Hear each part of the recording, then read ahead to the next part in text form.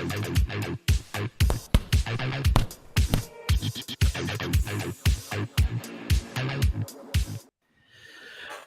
there, boxing fans around the world. Thank you for joining me once again here on Talk and Fight for another episode of Boxing News Today. And today we're going to start off by announcing, courtesy of our friends from Japan, that Joshua Franco has been stripped of his super flyweight title. That's with the WBA, World Boxing Association, who indeed did the stripping as he failed to clear his weight for the title match with sixth-ranked challenger Kazuto Ioka, who fights out of the Shisei boxing gym in Tokyo. Interestingly enough, though super flyweight limit is 52.16 kilograms or 115 pounds, Franco tipped the scales at 55.2 kilograms, which was 6 pounds overweight. He was given a 2-hour grace to weigh in again and only managed to reduce his weight by 0.2 kilograms 1 hour and 50 minutes later, and was then stripped of his title in accordance with the relevant rule. For his part, 34-year-old Ioka, former WBO super flyweight champ, weighed in at 52 kilograms on the nose. Franco can weigh in again on June 24th if his weight remains below 58.96, 130 pounds. He can have a fight with Ioka. If Ioka wins the fight, he'll become the new champion. But if Franco wins it, the title will remain vacant. After the weigh-ins, both attended a press conference, and Franco said, well, he's been through a lot. He hopes fans look forward to the fight anyway. Moving along to what seems to be dominating the headlines across the boxing world. It seems like Canelo Alvarez has dumped his partnership with Eddie Hearn over at Matchroom and has teamed up with Al Haymon at Premier Boxing Champions, PBC, and moves on from his stint with DAZN and looks to fight in September. So let's have a quick read of a few stories here of what's important.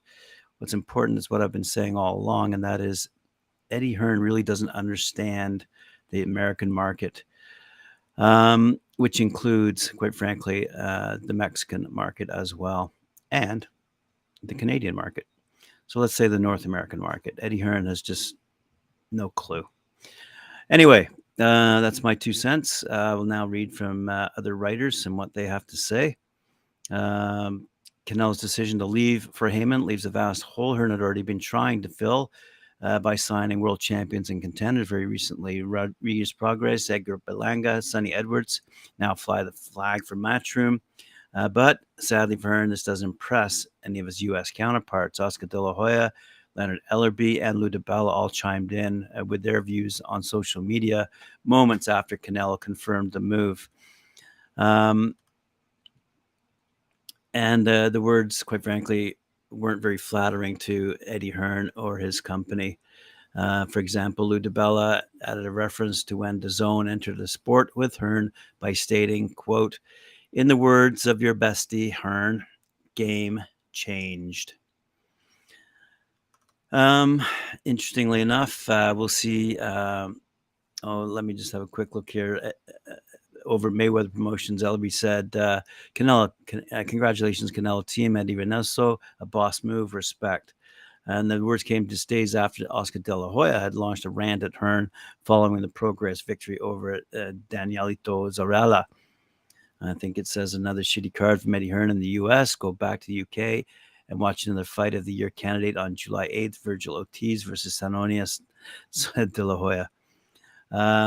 Like Bob Arum said, Eddie Hearn has no clue what he's doing in the U.S. I've been promoting for 20 years and will promote for another 40. So the war of words goes on between the promoters. So Canelo Alvarez will now defend his WBA, WBC, IBF, and WBO super middleweight world titles against Jermall Charlo, likely on September 16th. Alvarez has reportedly signed a 3-fight deal with Al Haymon's PBC worth over $100 million US. That will see him box under the guidance of the influential American advisor for the next 18 months. Since securing his free agency in late 2020, Canelo, who has his own promotions company, by the way, has negotiated his bouts on a 1 or 2 fight basis. The majority of deals since then have been with Eddie Hearn's Matchroom. He's had 7 fights since, 6 with Hearn, 1 with Haymon. Now, though, according to ESPN, Canelo is committed to Haymon's PBC for the next 3 bouts. The first of these will come against Charlo, likely on September 16th, as I just announced. Then the next 2 will be in May 2024 and September 2024. Opponents not yet confirmed. There are several candidates we might want to look at. The standout super middleweight is unbeaten former world champ David Benavidez, 27-0, 23 knockouts, and highly rated contender David Morrell, 9-0, 8 knockouts. And we'll get to more on that later. Unified welterweight world champ Errol Spence has also previously talked of a potential move up to fight Canelo as well. And if he can emerge victorious as the undisputed king in his fight with Terence Crawford, Spence versus Canelo will no doubt be the mega showdown in 2024. Well done. Okay, let's have a quick read about Canelo on Yardbarker. Saul Canelo Alvarez will return to the ring in September to defeat his undisputed super middleweight championship against Jermall Charlo. Alvarez, long considered the face of boxing, one of the best pound-for-pound fighters in the world, inked a 3-fight deal, as I said, with PBC and a fight against Charlo in September. Looks like, do we see any other names listed here? I don't see any. Let's have a quick look here. Alvarez had developed the reputation of taking on the biggest possible challenges. His loss to Floyd Mayweather Jr. in 2013 was considered a schooling of a young undefeated prodigy. He won 2 of 3 fights in his trilogy with Gennady Triple G Golovkin, the second fight being a hotly contested draw. He also moved to light heavyweight to grab a belt from Sergey Kovalev, but was battered by a superior natural talent in weight class by Dmitry Bivol. So the fight with Charlo, one that had been considered in the past, may not be a super fight in the same realm as Terence Crawford and Errol Spence, but it's certainly going to be a competitive fight between 2 elite prize fighters. However, let's keep in mind Charlo has not fought in 2 years, with his last fight being a unanimous decision win over Juan Marques Martel in defense of his WBC middleweight belt. The WBC had not stripped him of his title, citing mental health as a reason for the inactivity. That long period away from the ring could be a concern, however, for him, especially against someone who's been as active as Alvarez. As former welterweight champ and current boxing analyst Sean Porter was stating back on June 17th when he was talking to Fight Hype. Anyway, Jermall's twin brother Jermall is the undisputed light middleweight champion and has been recovering from training injuries in hopes of finally getting in the ring with top contender Tim Sayu. Good fight from him recently. Let's have a quick read and see what Boxing Scene has to say. As we know, Alvarez is partnered with Al Haymon's premium boxing, the Mexican superstar, announced in a brief video posted on his Instagram account on Thursday that his next fight will be presented by PBC, the undisputed super middleweight champ. Didn't mention an opponent, but Jermall Charlo is now considered the favorite to challenge Alvarez for his belts, which I've mentioned earlier. Alvarez and Eddy Reynoso, his trainer and manager, reportedly met with Haymon recently to discuss the possibility of facing the unbeaten WBC middleweight champ next. Alvarez, 32, is expected to announce his next opponent by the end of the month and has already done so. Charlo is 32-0 with 22 knockouts. He hasn't fought in 2 years, as I said, but the Houston native has long wanted to face Alvarez, whose record is 59-2, by the way, 39 knockouts. Charlo, who's also repeatedly expressed a willingness to move up from the middleweight limit of 160 to super middleweight maximum of 168 pounds for that lucrative opportunity.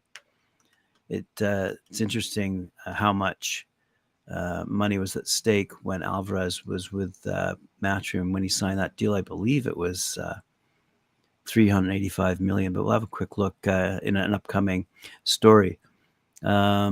Alvarez, meanwhile, had a positive experience while working with PBC, apparently, and Showtime for his 11th round stoppage of former IBF super middleweight champ Caleb Plant back in 2021, and that took place at the MGM Grand Garden Arena in Las Vegas. Nevertheless, returned to work with Eddie Hearn's Matchroom and his own for his 3 following fights because he only agreed to a one-time fight with PBC for the opportunity to become boxing's first fully unified super middleweight champ of the 4-belt era when he opposed Plant. Interesting, Eddy Hearn had just recently said Canelo Alvarez's hardest fight out there right now is at 168, and it's David Morrell, not David Benavidez. Hearn rates Morrell 9-0, 8 knockouts highly, and believes he'd defeat Benavidez if that fight happens as well, which he doesn't think it will due to the high-risk Cuban talent presents. The next two fights, if Canelo defeats Jermall Charlo, the next two could come down to Errol Spence and potentially Benavidez if he does something to set himself apart. Says my good friend Sean Jones over at BoxNews24.com. Benavidez seems afraid of Morrell, and his dad is in the same boat. They obviously realize that Morrell is a serious threat, so they're going to swerve him. Right now, Benavidez needs to show the boxing world that he's Canelo's best option at 168, and he can do that by fighting WBA regular super middleweight champ Morrell. Benavidez and his dad need to stop making excuses for why they can't fight Morrell and get it over with. If they're not good enough, it won't be on the road. Benavidez can pick up the broken pieces of his career by moving to 175 and starting over. He's young enough at 26 to wait out the 38-year-old IBF, WBC, WBO light heavyweight champ Artur Beterbiev to capture one of those belts. It wouldn't be advisable for Benavidez to take on the WBA 175-pound champ Dimitri Bivol. Benavidez's dad has talked of wanting him to go up to 175 to fight Bivol if he can't get a fight against Canelo, but he needs to put that idea out of his head. Benavidez is too much like Gilberto Ramirez, and Bivol would easily dominate him and wreck what's left of his career after he loses to Morrell. Benavidez may be better at 175. He's a big one, 168 pounder. I'd love to talk to David Benavidez. I don't know his position with Sampson and those guys, but I've got some big fights for him. I'm sure they have as well, but we'll see. I love David Benavidez against Bivol, said Eddie Hearn, reacting to being told that Benavidez's dad, Jose Sr., is interested in a clash against WBA light heavyweight champ Dimitri Bivol. So that's in the aftermath of Canelo's decision. I thought one of them had told me, I think it was $385 million that the deal with Matchroom he signed, Matchroom and DAZN. Anyway, speaking of promotion companies, let's have a quick look at our final story of the day. Clase y Talento, the Guadalajara-based promotional firm founded by Canelo Alvarez's trainer, Eddy Reynoso, won the promotional rights to promote the rematch between WBC flyweight champ Julio César Martínez and McWilliams Arroyo at a WBC purse bid. Clase y Talento bid $345,000 for that right. The purse split will be Martínez 65%, Arroyo 35%, with 10% of total bid reserved to be paid as a bonus to the winner of the fight. In 2021, Martínez and Arroyo clashed in a contest that prematurely ended in round 3, being declared a no contest after accidental clash of heads. Prior to that, both visited the canvas, leaving expectations at the highest level towards the second meeting. Martínez Arroyo 2 has been postponed on several occasions due to injuries and other factors suffered by both fighters, but now it will hopefully happen. The sooner the better. All right, boxing fans, thank you for joining me very much. Appreciate it. Remember to like, share, subscribe, hit that notification bell, and we'll see you later on at 4 p.m. when I join Mike Orr for his show Knuckle Up, and then 7 p.m. for the Friday night panel.